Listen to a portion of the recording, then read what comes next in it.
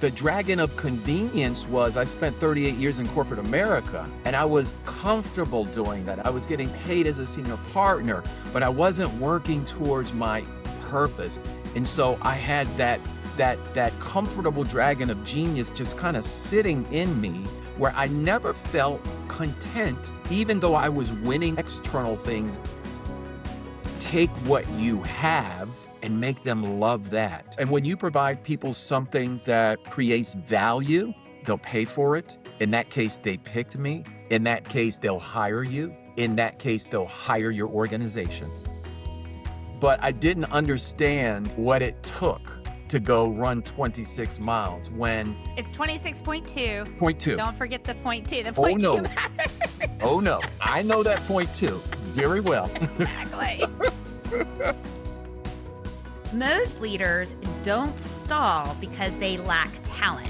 They stall because they avoid the internal decisions that discipline demands. For today's guest, Randall Thames, that lesson was forged early. He learned the hard way that growth requires confronting internal resistance before chasing bigger roles, titles, or validation.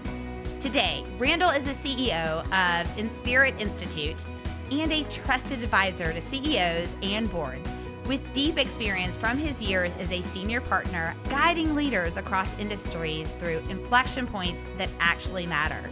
In this conversation, you'll learn how to make better decisions under pressure, identify what's really holding you back, and lead with the kind of discipline that creates lasting impact when it counts most.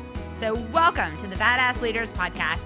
I'm your host, Angela Gill-Nelms, and each week I sit down with leaders, founders, and change makers pushing limits in their careers, companies, and lives. Are you ready to dive into the kind of purpose-driven work that actually moves the needle? Then let's do it.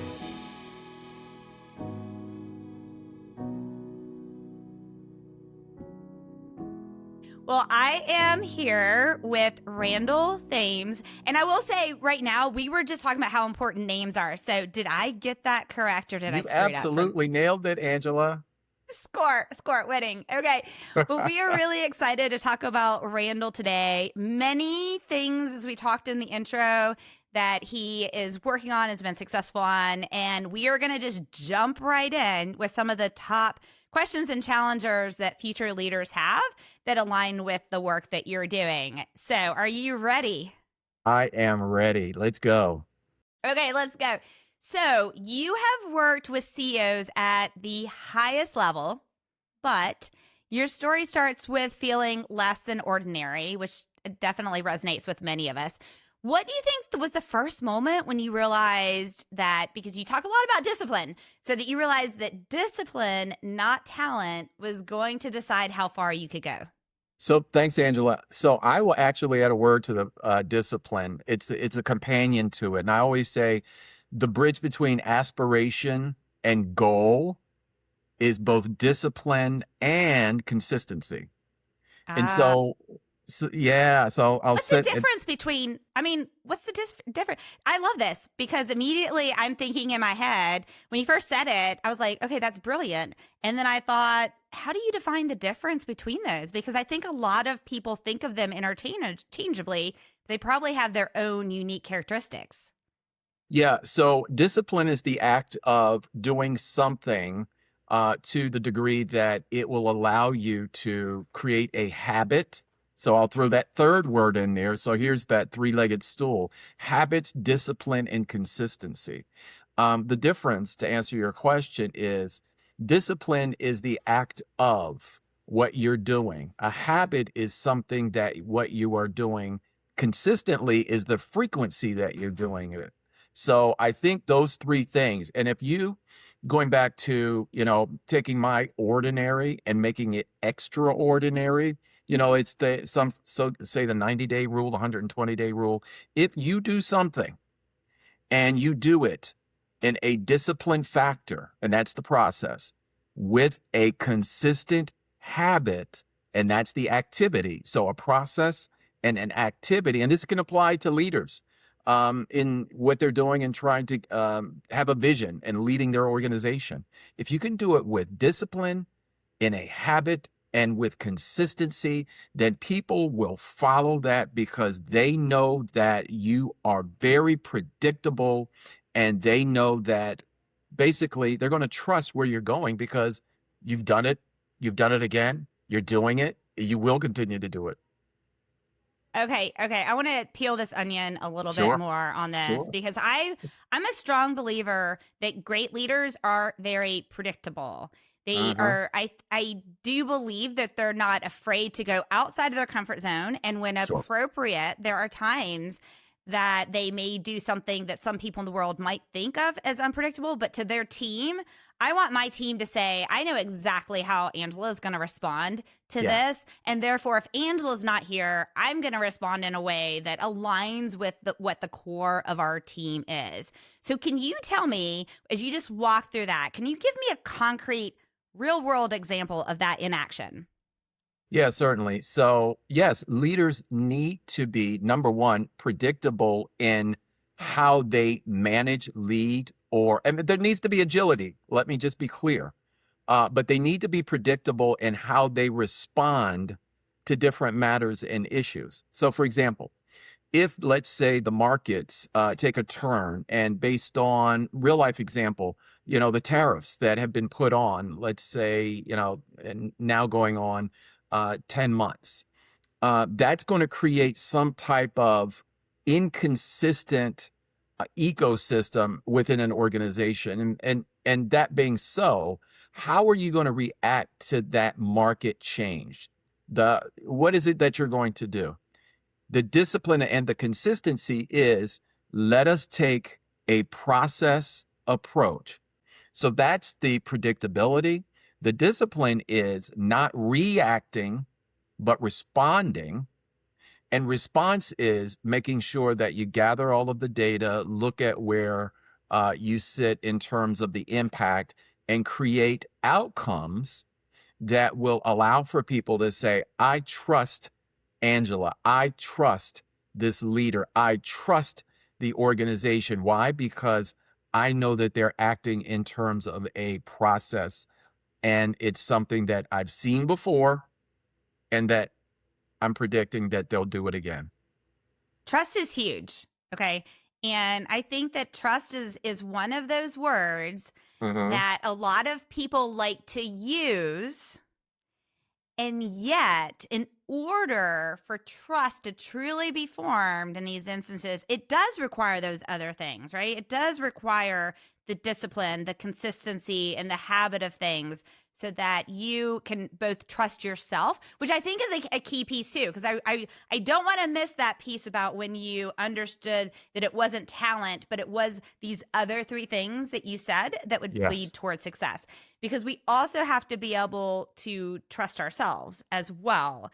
And sometimes I find with working with individuals, especially if they try and lean towards this idea of talent, then they Hmm. have this wavering trust within themselves, and it comes out in imposter syndrome and reactions like that.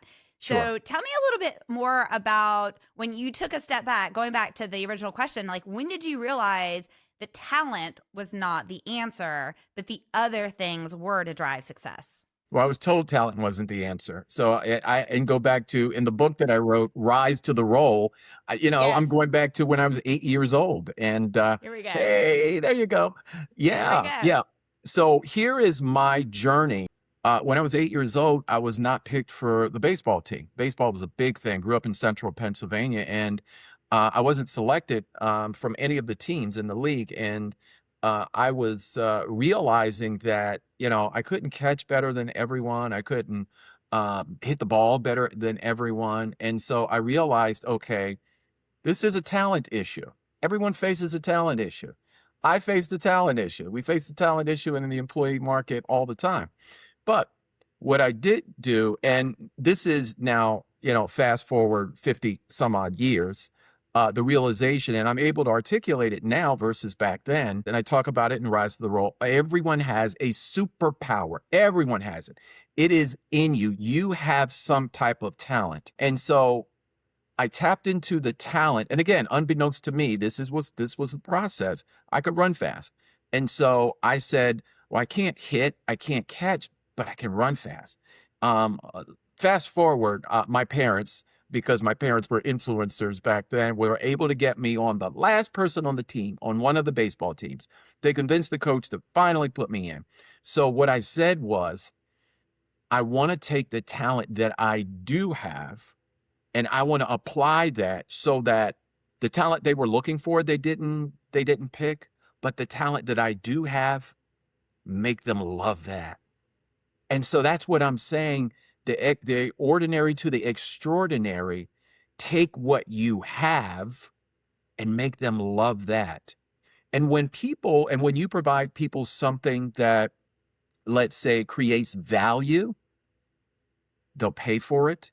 In that case, they picked me. In that case, they'll hire you. In that case, they'll hire your organization. Okay, I love this whole analogy. One thing I'm picking in my head, and the phrase superpower, the word superpower, and how Yeah. it can be embodied in so many different ways, Yes. I absolutely love. So one of the things in the work I do running Biolocity, which is a commercialization engine out of Georgia Tech and Emory, when Uh-huh. I'm working with these founders, I say something very similar because you're talking about baseball and a team, okay? And one of the things that I see with these founders is they now need to expand their team to drive towards success. And the founders immediately think they have to be the first CEO, or they have to be the pitcher, or they have to be the catcher. They have to have what the world has as a stereotype of what the talent is Yes. needed in order for the company to be successful. However, many times they don't have that talent, but they have other superpowers. And I say to these teams, I want you guys to sit down, write down what your superpowers are, and then determine what's missing in your team and go find the people that have those superpowers, which I think is like a role in your example of being able to run fast.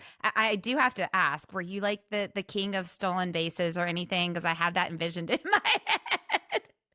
Well, so that was one of the things that I was a contributor, and that's what you're talking about with the founders and Yes, them yes. building the team.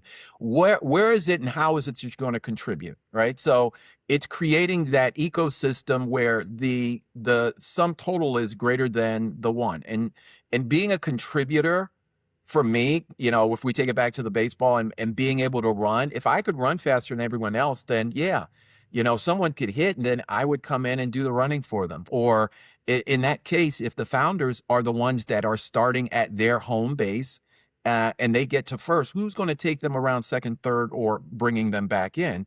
And so that's the contribution theory is absolutely great. And if you will, I'm going to apply that to that word superpower, because I actually have coined the phrase, trademarked it, super purpose power.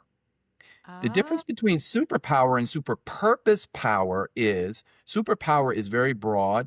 It can mean a wide range of things. Super purpose power, I always tell people you have passion and you have purpose. What you have a passion for is internal. What you have a purpose for is taking your passion and applying it externally to create both impact and outcomes.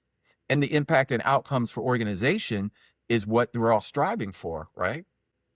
without a doubt. And I also love that you trademarked something. We trademarked "Be Brave, Be Badass" that ties to what our thoughts are, which is that we believe every team, individual, organization has their own badass, which is the absolute best that they can be. But oftentimes, where we fall short on being brave enough to actually go after being our very best. And so it is the idea that in everything that we do, to be brave to reach our badass. And our badass, like my badass today, Angela's badass today, and Randall's badass today, may be different than what it is tomorrow or whatnot, is the absolute best that you can be. So thinking about this, I love this super purpose power. So I want to dig a little bit in it because I know that you talk about internal dragons. I've already mentioned imposter syndrome. I will tell you, imposter syndrome is top of mind for me because I experienced some interviews this week. I'm on a hiring committee for a program, and I experienced an individual who displayed a lot more imposter syndrome than I expected.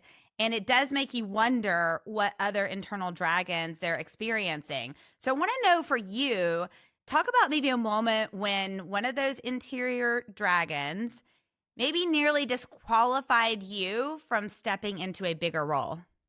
So yes, and that's one of the chapters in the book that dragons, and it is one that's most widely talked about because there are dragons. You're right that, and here's what I say: dragons drag on your confidence. They drag on so that you drift away from your purpose. And so they can be, the evil big bad dragon, or they can be the cute, comfortable, cuddly dragon of convenience. And Ooh, so yes. Tell us the more. yeah, so the dragon of convenience was I spent 38 years in corporate America, and I was comfortable doing that. I was getting paid as a senior partner, but I wasn't working towards my purpose. And so I had that comfortable dragon of genius just kind of sitting in me where I never felt content even though I was winning the external things in corporate America. I never felt internally content or satisfied. And so I take that and I apply that and I say one of the triggers or agitators was my daughter, my youngest daughter. I have a 25 and 28, going on 28-year-old girls. And so the youngest one, back when she was maybe 8 years old, wrote a note and said, "My dad is inspiring. And he inspires me and he inspires people. He makes people feel good about themselves and what they do." 8 years old now. So I have that on my wall. And so here's where I translate the comfortable dragon of convenience, but not being satisfied. As I looked up on that and I said, am I serving my purpose? Am I living my super purpose power? And I challenged the folks that I coach to do the same. Although they're successful externally, what is it that is pulling or tugging away at you internally? And I realized I'm not doing what I'm supposed to be doing. I'm not fully living out my purpose. And so I started the organization. I left, the global organization I was working for as a senior partner. And here I am. And I'm talking about how others can rise to their roles by stepping away from what is convenient and comfortable for them. And so that's why I went to Inspire and therefore developed Inspirit. Inspire, my initials, RIT, Inspirit Institute. Okay, tell us. Let's. I want to learn more about the institute because I was just about to ask you what is Randall's super purpose power. So now tell everyone what that is, and let's talk about the institute. And also, I want to know how long of a time was it from where it hit you to you really decided to jump in and actually do it? Yeah. So the activation period, I've been a master Yes. certified. I've been a coach for about 20 years, and I've been encouraging people to go out and find their destiny despite the disruption. But I talked it, I advised it, I coached it, but it was a long time coming. So I realized that one of the things that I did very well was inspire people. And I did that in service of being a mentor on job, being an internal advisor to the organizations and to people, then being an external executive coach to both CEOs and executives and boards. But I wasn't eating my own cooking. And so what I wanted to do was create, in addition to being a master coach, I was a former fitness trainer back in, years ago, a couple of decades. But and in that capacity, I help people with their well-being and their health and their fitness. I've been an ordained licensed pastor for the past 20 years. And so spiritually, I'm helping people on that journey, whatever you define it to be. And then I was a coach in the professional world. And so the Institute is a repository where you can find your purpose and apply that purpose through a process. The methodology is discover it, develop it, display it. Very simple, but very deep. I use this for CEOs. I use this for the 20-somethings because they're my girls' population, and I help to coach them. Discover, develop, display is simply through an assessment. It could be a psychometric assessment, and that's what we offer at the Institute. It could be a 360. It could be any type of assessment in terms of what you said, Angela. Where's your badass, and how are you applying your badass, and where are the gaps in your badass? Where's the badass of your organization? How are you applying that? The badass of today, what do you want to be for the badass of tomorrow? We go and we unpack all of that in the discover process.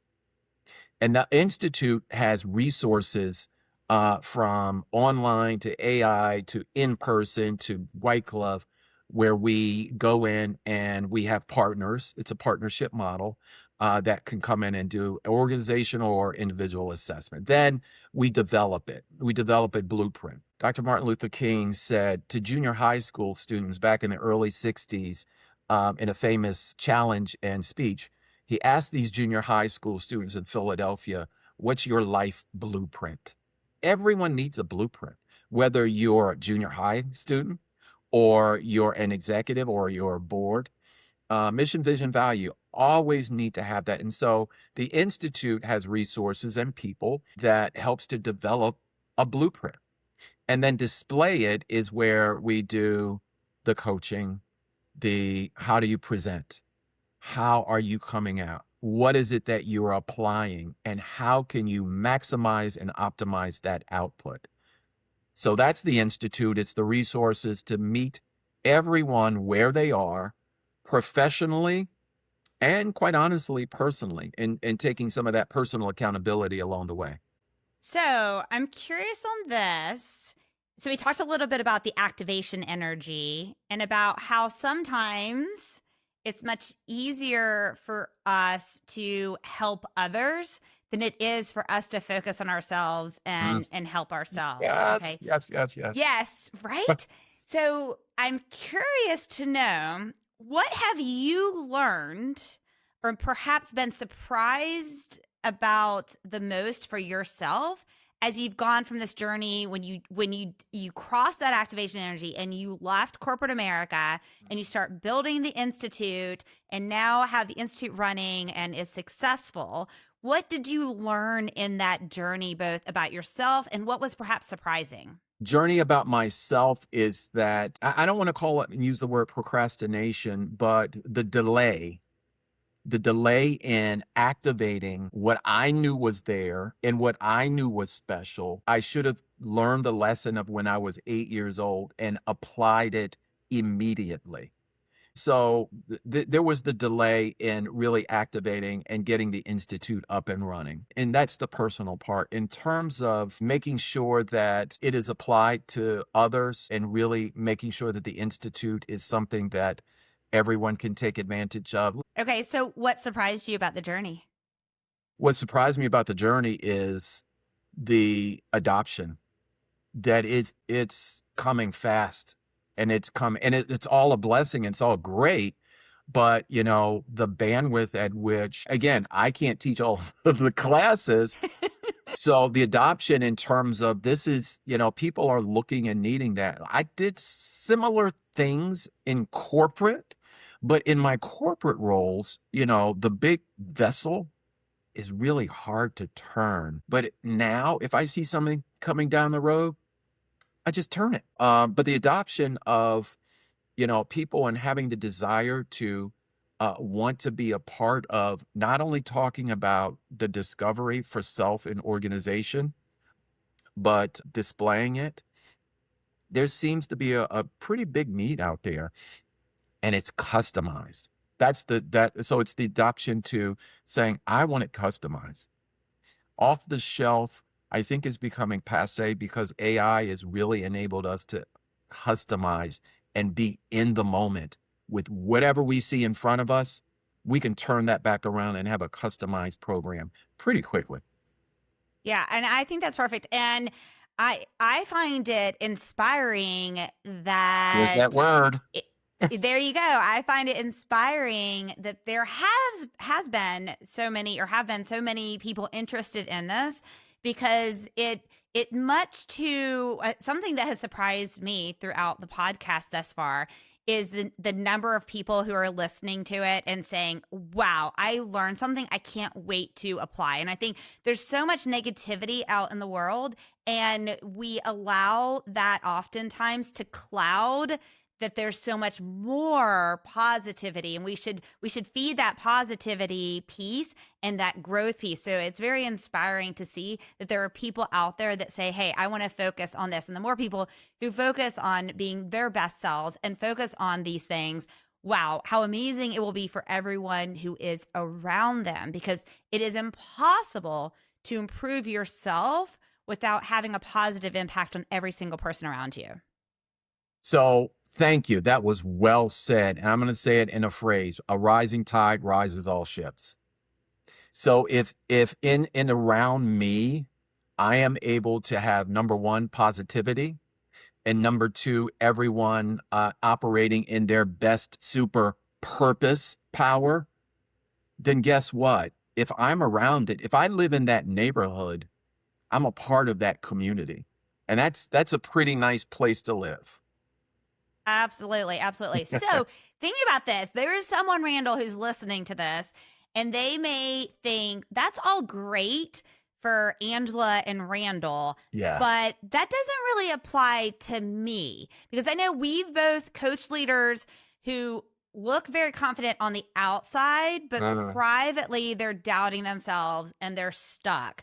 What would you say if someone's listening to this right now and those thoughts are coming across? What would you say that you see as the most common self-sabotaging story that they tell themselves right when they're about to advance on something? Absolutely. So I work what I call 6 pillars.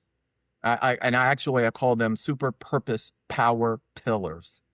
Right. And so what we see for many, because I've been in the room where we're one-on-one and we peel back the onion, in their careers, they excel. In their role, they excel. But again, you're talking about kind of that uncomfortable, confident dragon that's there. So in their field, they're excellent. But here's where I introduce, there are other 5 purpose pillars or super purpose pillars that they need to address. And so part of what I offer is we talk about field, and I'll roll off all 6, but there's also family. What's going on there? There's also fun. What's your fun meter? There's also faith. And the faith that I'm talking about is your core belief, your values, what things you hold true. There's also fitness in terms of being a factor and indicator of how you operate. And then finally, there's finance.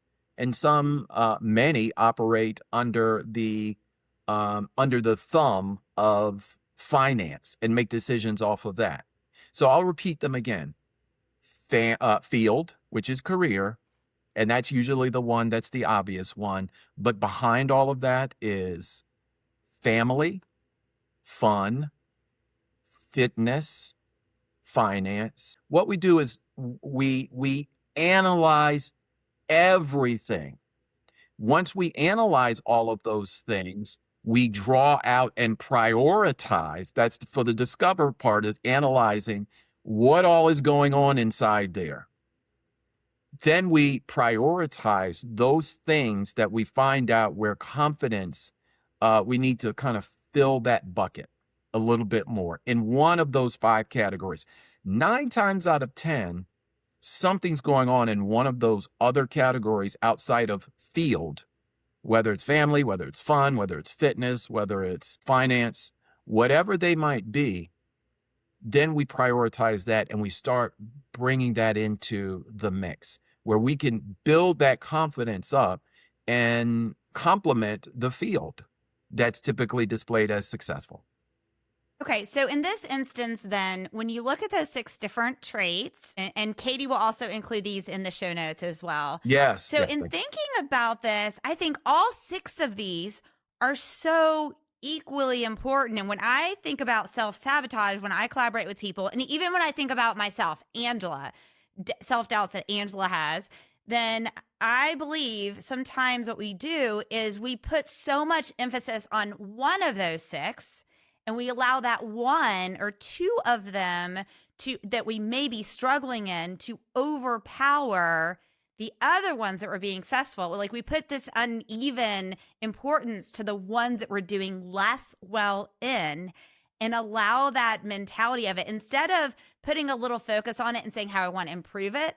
I often see that there's a tendency to put focus on it that has that dragon that's dragging us down, and then allowing that to self-sabotage the rest of the success areas that we're having, versus just saying, okay, this is great, acknowledging the areas we're doing really well in, and then saying, okay, these are two areas I want to focus on, but I'm going to focus on improving them and not focus on them as being a bad thing that's going to pull me down.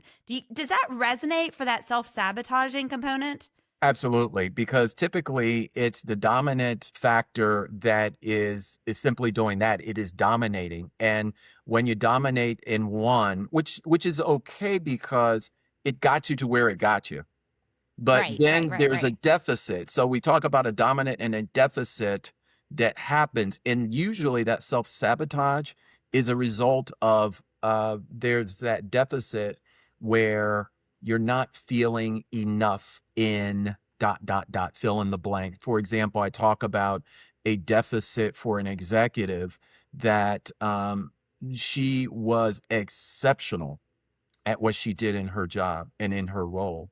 But there were self-doubts. And so once we kind of walk through this assessment, again, walk through this assessment, we found that as spectacular as she was in her job and in her role, she found that there was lack of energy. There was, and so you always have results in what these things are. Lack of energy. She, stayed up, caffeinated all the time to stay hyper. So what we did was we took a look at that, and we have, again, the Institute. We have partners. As a matter of fact, my wife, who is a certified nutritionist, she's one of the partners that she coaches people on health well-being, and not health well-being, not necessarily only physically. That is a component of it, but a mindset. And making that mindset shift created an opportunity for the successful executive. There was a transformation in her that started in her mind that then will go back to the habit and the discipline. That same rigor she applied to field, she applied to the other one, and then she was having a more holistic level of success.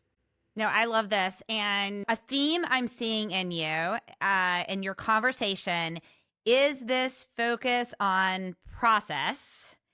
And I know that you have listed that process is an armor in the real decision making. So can you walk through how, a time where process protected you from making an emotional or reactive leadership decision? I mean, I'm even thinking about when you're talking about this particular individual, this example you were giving, that being a woman in my 50s, Yeah. I think going through a process of even looking at those six things, then when I see, for example, the fitness component of it being a struggle, that it's easy to overlook it. But if you go through the succinct process of walking through and then saying, okay, this is an area, maybe I need to, as a process, go to the doctor and talk and do some of these things that will help set up success. So can you talk about, first off, why do you say process is an armor? And walk us through at that time when that process protected you from, instead of doing something emotional, making a solid decision. Sure. I can make this personal. Part of what I reference in the book, process protects problems, and process is an armor that will create opportunities that you're not reacting but responding. And so in the book, the example, and then I'll give you a personal run at it as well, where there was a CEO and a board. And specifically, the board director, the board chair was doing everything that board director could to unseat the CEO. And so this was This was a tough one, but we worked through the process of what's the board compliance? What are the board standards? What is it that they're saying, not necessarily saying, but what is the documentation? How are they being evaluated? And so we looked at all of the KPIs. We looked at the board standards. We did a process mapping of all of the things that were both in and out of compliance against what was being accused. And we found discrepancies. And we found those Ah, discrepancies. Again, here's where process protects problems, because the yes, yes. verbal accusations are verbal accusations. The process revealed that the CEO was actually very much in compliance, that the CEO was very much acting in the standards of the mission of the organization, that the CEO actually was making sure that he was protecting the brand. All of these things were being accused of what the CEO was not doing. So once that process was revealed, it actually turned out that board director was unseated. So Ah, that's the example we yeah. give in the book. And so because we Okay. have as rising stars in corporate and in organizations and startups and all, we always are going to come up against something where we have to protect ourselves and use the process. Before you give your personal example, I want to double click on something there, because I Absolutely. think I also am a professor at Emory University for a master's program in Uh-huh. biomedical innovation development for advanced therapeutics. The class I'm teaching this spring is on project management, corporate governance, and communication. Three things I love. Your process statement makes me think about the lecture I just gave this past week on why project management, when you're developing advanced therapeutics, is so important. Because when you have built into that those gates, those rules, those go, no go points, those dependencies, and you can take a step back when you have a challenge and evaluate it, then that biases that comes in, so that board director in that example that had some bias that could easily, without a process or without project management type things, right, end in a result that is absolutely not what needs to happen. So I love that process can go into every area of our life. And we often find that many of us think we don't have the time to set up the process, and I would argue we don't have the time to not set up the process. I So love tell it. me your personal example. I love it. Absolutely. So here's I'm going to have a little bit of fun with this one. A friend Okay, of let's do mine it. about maybe 20 years ago said, "I'm going to run a marathon. You want to join me?" Here's the background. I had not run more than 2 miles. And I said, "Okay." And for those people that are familiar with it, a marathon training typically takes um maybe a year or so. And that's when, you're a gifted athlete. So I said, "Sure." So here's where process protects problems. Uh, I said, "All right, I can go do it," but I didn't understand what it took to go run 26 miles when It's 26.2. point two. Don't forget the point two. The point two No, matters. no, I know that point two very well. And the point one for the half. So I said, "Sure, when is it?" He said, "It's in 4 months." So So you long have sto- 16 weeks. Chop, chop. so long story short, I had no idea. I said, "Okay, I'll go out." So the first time, mind you, he had been training for it for himself for 4 months. So he was Okay. doing an 8-month program. Mine was 4 months. So what I did was I went out to practice with him, and the level that he was and the level that I was, I had to understand and apply a process that they were not the same. He could run up to 3 or 4 or 5 miles at a certain clip. And here's the Mm-hmm. fun process for me. And we can translate this into, business or whatever. And this is under the fitness pillar. I realized that I could run for a period of 10 minutes and then I would walk. And if you're familiar with the run Yes. walk methodology, Yep. and if I did that, I ran and then I walked. And then I ran and then I walked. That was the process that protected me, because the first 2 to 3 weeks, I was getting injured. I was sore. I was doing all of these things. But when then I applied a process that fits my superpower, it developed into something that in 4 months, I was able to, and I won't tell you the time, but I was absolutely not running across that line, but I finished it. And I finished Right. it only because I was able to self-assess a process for myself that worked for me, not anyone else's. Initially, I was like, I can't do this. But again, I also apply the discipline, the habit, and the consistency, because I committed to doing it and I committed to the process. I didn't commit to the 26 miles. And this is very important. I didn't commit to the goal. I committed to the journey. Mm. Yes, yes, yes. Well, I've done quite a few marathons. I've done 6 Ironmans, and I absolutely agree. Unless you're, a competitive athlete and your measure of success is your time or whatnot, but there's so many variables that play in it as well. But committing to something and figuring out a way to do it in a way that you find joy, Yes. health, and peace, that is what true success looks like. The people that I know that have been successful at something did not say, I was so successful because I got this number. The people that I know that are most happy are the ones that say, I was successful because I enjoyed the journey. I learned about myself.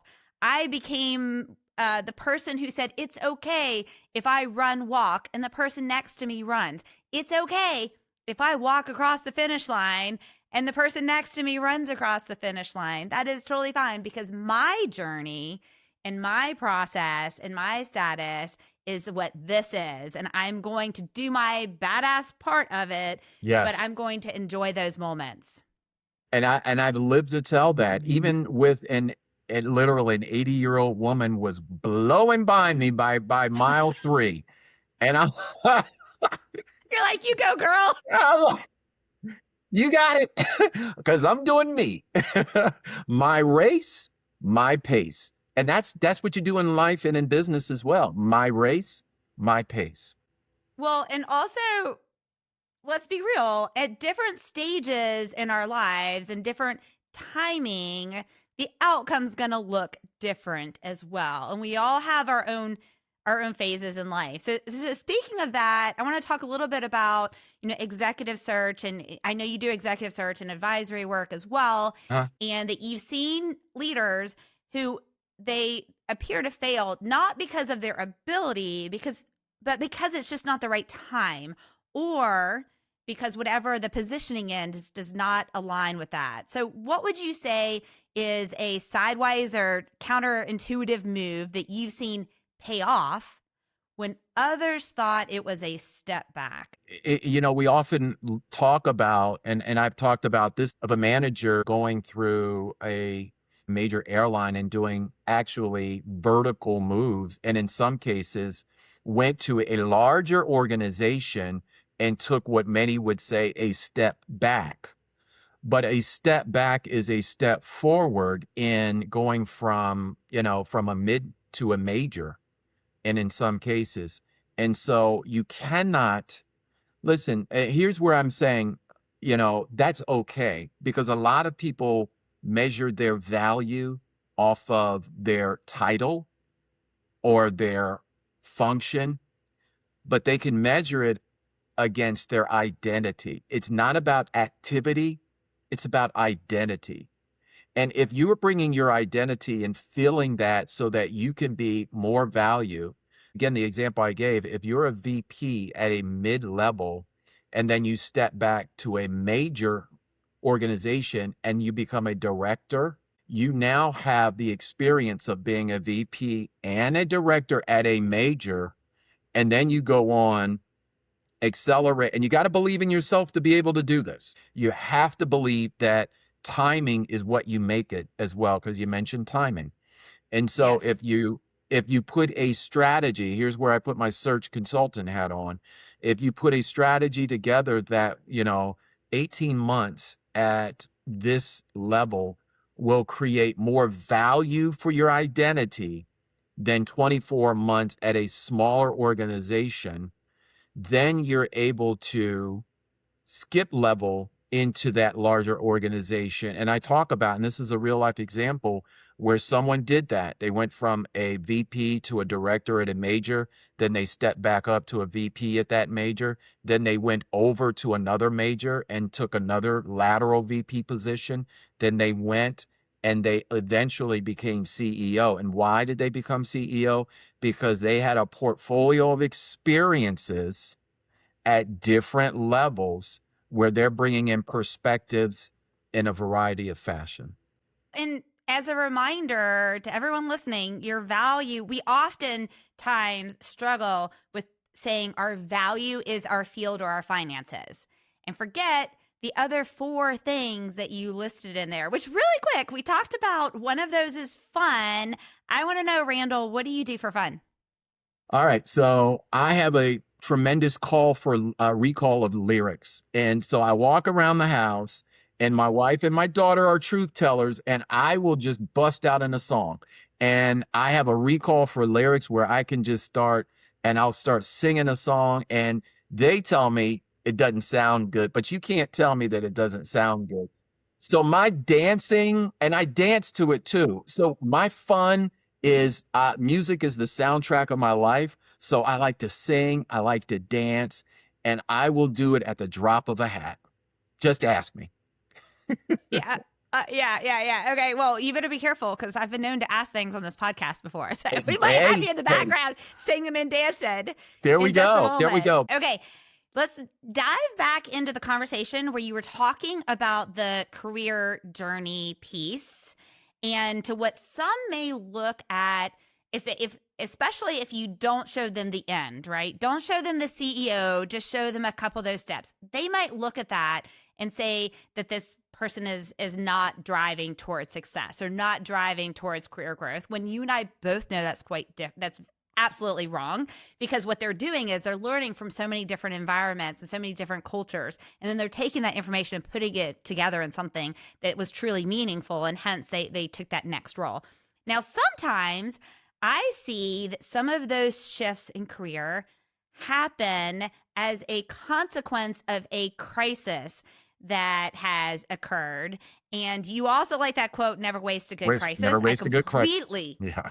I completely agree with that. Can you walk through your thought process on never wasting a good crisis, and then also give us some concrete examples of where you've experienced that either personally or someone on your team or one of your clients? Yeah, never waste a good crisis. A bend in the road is not the end of the road unless you fail to make that turn. So, when you're in a scenario where there is disruption, disruption can only own you if it distracts you. Disruption is going to be a part of any organizational growth. And so what you need to do is you need to embrace it and create from a disruption, not distraction, but development. And so here's the development part that I say. I say, here is an opportunity because this has happened to you. And I use this example of this case study where there was a natural disaster that shut down, for the most part, the largest IV manufacturer in the world. They shut their plant down in this segment of the United States. And so the competitor, that's who I was working with and advising, they automatically got triple the orders. So what are you going to do? Because this is a disruption. Because do you have the capacity? Do you have the resources, the process to be able to respond, not react to this? So innovate. Think of things differently.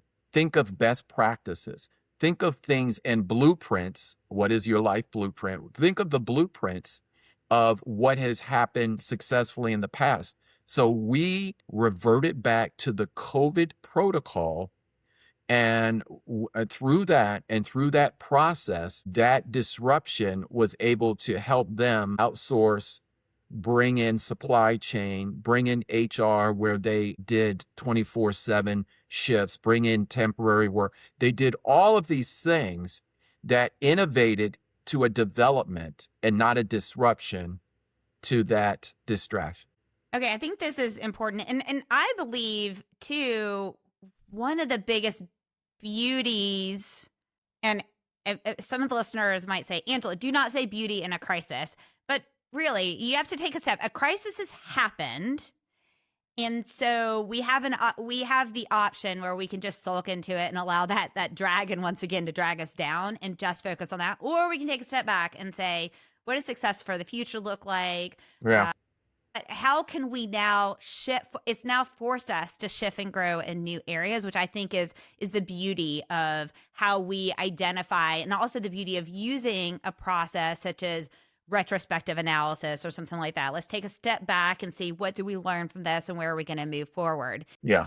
So when you think of, though, when some people experience a crisis and it's crippling to them, and they then perhaps utilize this as perhaps maybe an excuse or the creation of a new problem. What do you think is happening in that situation that's kind of throwing it on a negative spin? And how would you redirect them so that they can drive success next from it? Focus on the vision. If you allow your time, energy, and focus to be on the crisis, then you're focusing on the wrong thing. Now, let's say in the face of a crisis, you need to maybe take a different path to the vision. You may need to, veer into some different areas, but the vision is the vision. I say stay focused on that. Never waste a good crisis. That's where innovation comes into play. I think those are the leaders that we need, and that we're hoping are listening to this podcast. Seriously, listeners, feel free to comment, and especially if you disagree with what Randall and I are saying, because we're open to disagreements and to healthy conversation in that way as well. And I think that those are the leaders that we need in this world, and that I'm really hoping the leaders that we're cultivating are the ones who remember the amazing things that have come out of crisis, and it inspires them to then figure out what should that vision be. I also think it's really important when we talk about process and vision and we talk about pillars, that sometimes when a crisis happens, it gives us the opportunity to take a step back and also pause and question, are we aligning with the right vision? Like, let's look at and play the story forward. Yeah. Are we? Or is this an opportunity that we need to collaborate and map out what the next vision should be, and it should now be different? Or is the process that we're using the best process? Or is this now an opportunity for us to iterate and move forward and improve upon it? Yeah. So, Angela, that's great. You used the word pause, and this is what I use for my clients. Pause. Like, stop. Acknowledge, understand what's happening, then engage. And so if you use the pause principle in this way, then you're able to really come out with maybe a different understanding, in the face of what's happening. And that could be you teach communications as well. And, I'm an adjunct at Johns Hopkins. And so getting that level set of understanding, but only after you hold off, acknowledge, and then understand, and then synthesize so that that information can then be given back in a meaningful response and engage. That is powerful. Pause is not a moment of inaction. No. It is a moment of action that's very strategic and purposeful. I also want to say there, because I think some people, when they hear pause, they think just like dead silence, right? They think of something like that. And so I want to tie to, in that same instance, sometimes people think that lines up for moments in their career where they feel like they're stalled and they're not making any forward movement. So can you think about a listener who might be listening to this, okay? And instead, right now, they're feeling as if their career, their organization, anything of those 6 F's is Yeah. stalled. What audit, in your processes, you use this audit methodology. What do they Yes. need to do that allows them to have that movement in the process in a way that will drive them towards success? So I'm going to give you 3 segments of that response. The Okay. first one, if when you're feeling stalled, the first one is reflect. Reflect on what got you here, who got you here, how did you get here? Reflection. And I always start my coaching engagements, let's reflect. A reflection kind of helps to clear the space in your mind to, empty out some of the things that are rattling around that maybe, they shouldn't be. And there's also an affirmation of, you know what? I, I, I got here. I'm here. You're here. Reflection. And then I want you to project. Projection is project out. If you feel stalled, project on what is the possibilities? What are some of the aspirations? What are some of the innovations? What are some of the things that I'm thinking about, that I'm maybe, contemplating, that I'm pondering? So reflect, then project. And the last one is execute. Do it. You've talked about it. You've thought about it. You've reflected about it. Execute. Reflect, project, execute. That will help those spinning tires maybe get a little bit of attraction. Well, in the piece about the execute, I think of Mel Robbins uses this phrase in her podcast and in several of her books where sometimes that activation energy is so psychological. Instead, she'll do something like this 5, 4, 3, 2, 1 and go, right? It is, you have to kind of push yourself out there and just do it. I love the quote, and I always get the number of years wrong, but the quote of the best time to plant a tree was 30 years ago. The second best time is now. Yes. And I think that also ties to the execute, right? If you've taken the time to reflect and then dig in what you want to do, the next thing is to absolutely execute. But we want to execute that in a way that aligns with our values. So I want to know personally for you, Randall, when you have had opportunities in life, have you had an opportunity that has come up for advancement that did not align with your faith, your vision, or your values? And if so, what was it? And how did you have the discipline to not follow that path and instead follow something that did align with who you really were?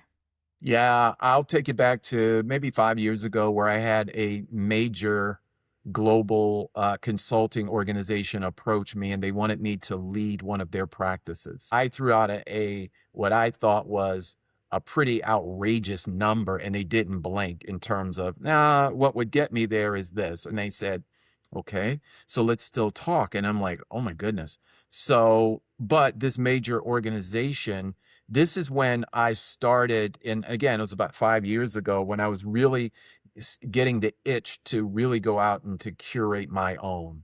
And so I asked myself, because in terms of not aligning with the values, they said, yes, we'd want you to do this, but it's going to require a move across the country, which, I'm anchored at my church and, my community and my wife's involvement in the community. So it would have required a move. It would have taken away from my family time because my wife was, in her practice and what she does. She's like, I ain't going.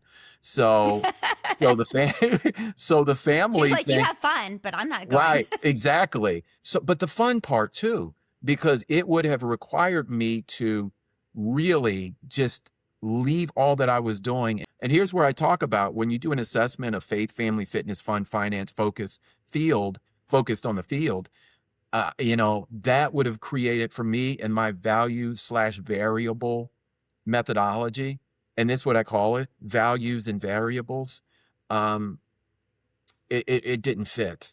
And so I did pass up what I feel was a very attractive financial opportunity because it just didn't match with my values. I think it's so hard to do, but when you do it, and then you reap the benefits later, right? Because what did you do after that? You then created things ultimately that absolutely align with your value and your family and what your super purpose power is.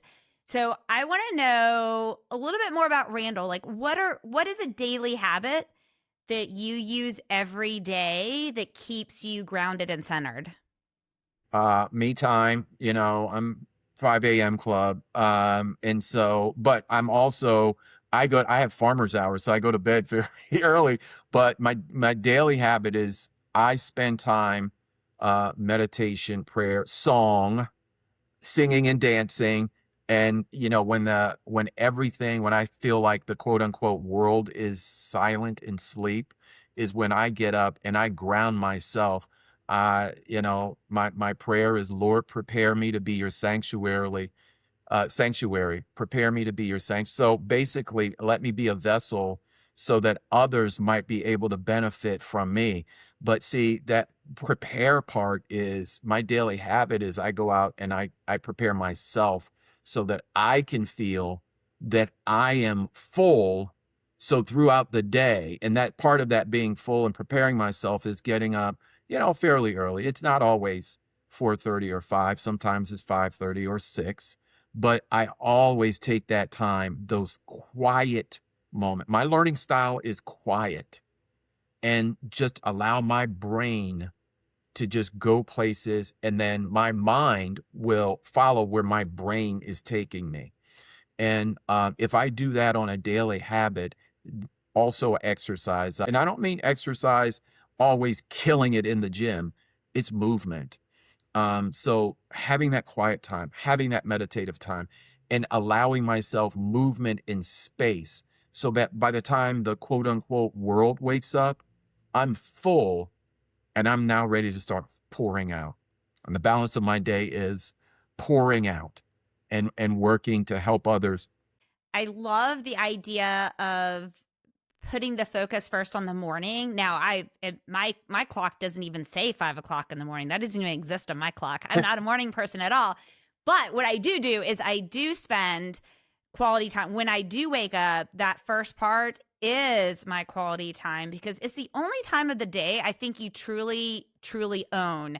As soon as you get out into the world, other things can start to have an impact on it. But that early morning piece or morning piece, anyone who listens knows me, they're going to say, Angela, you do not do anything early morning. That is a fact. But that morning piece is important regardless of what morning means to you.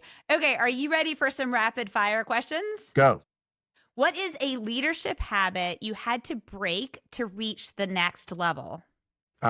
Being collaborative and taking on everyone's opinion to try to apply them.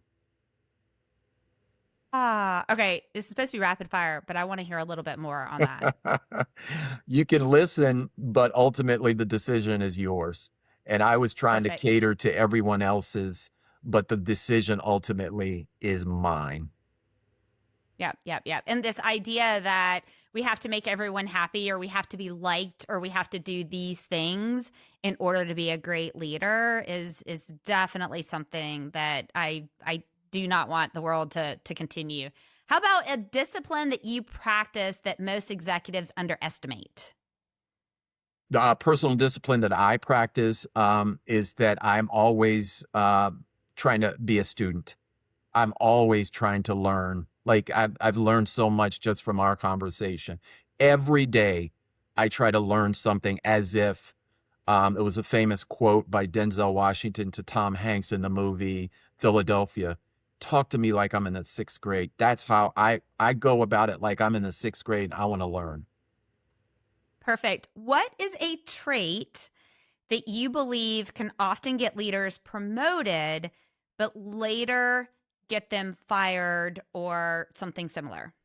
shine over substance, beautifully displaying their talent, but the substance of activating to create impact, not so much. So they have the shine, Amazing. but they don't have the substance. Yep. Yep. What is a belief about leadership that you no longer teach the same way now that you did in the past? The belief is that leaders must come with the model of what a standard leader's supposed to do and how they're supposed to act. And, you know, you can take the Bill Gates, the Steve Jobs, Richard Branson and Virgin, who was dyslexic. And so you don't have to fit the mold to be a successful leader. Yep. Yep. I agree. What is the hardest truth you regularly have to tell powerful people? That you need to be a student and not a teacher all the time. Yep. Same Yep. thing. The reminder, you should not be the smartest person in the room. If so, you should find a new room. Yeah. Okay. It's a requirement of this podcast that everyone share their favorite motivational quote. What, Randall, is your favorite motivational quote? This motivational quote is by me. And so it is deep inside of you is something that refuses to be kept inside of you. Oh, I love that.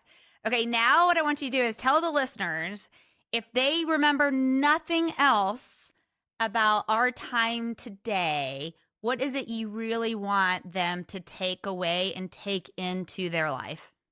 2 words: rehearse excellence. I love it. Thank you so much for saying yes and joining me today. This has been amazing. I thoroughly enjoyed it. I have many takeaways myself that I cannot wait to implement into my life. I'm very grateful. Thanks for joining me for today's episode of the Badass Leaders Podcast. To hear more interviews with industry experts and learn how to grow your career and leadership potential, be sure to like, subscribe, and turn on notifications to ensure you do not miss future episodes. This podcast is a production of the AGN Group. To learn more about the AGN Group, visit our website at theagnGroup.com. There, you can discover more about our services, which include hosting workshops, management consulting, brand strategy, keynote speaking, and more. Follow us on all social media channels shown on the screen and displayed in the show notes. And until next week, be brave and be badass.